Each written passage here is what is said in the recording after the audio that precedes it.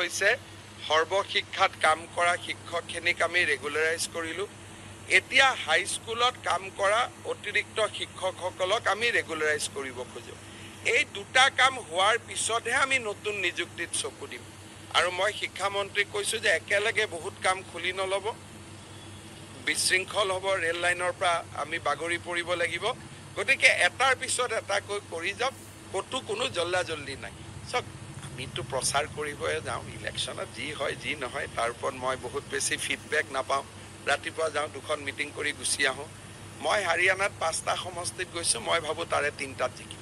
নীতিন গাডকাৰী ডাঙৰীয়া অহা 21 তাৰিখে গুৱাহাটীত আহিব, তেতিয়া সেই বিষয়ে মই তেখেতক নিজে লগ পাইছোঁ। দলংখন মই নতুন টেণ্ডাৰ কৰিব কৈছোঁ, যাতে ভাল কণ্ট্ৰেক্টৰ এজনক দিব পাৰি। আৰু তেখেতে কৈছে যে মই টেণ্ডাৰ কৰি দিম। 21 অক্টোবৰত তেওঁ গুৱাহাটীত আহিব, তেতিয়া যোৰহাট ডিব্ৰুগড় হাইৱে, মাজুলী যোৰহাটৰ দলং, এই গোটেই কথাবিলাক আমি ইয়াতে বহি আকৌ এবাৰ বিশ্লেষণ কৰিম। লাহে লাহে আমাৰ গভৰ্ণমেণ্টত ইমান মেকানিজিম নাই।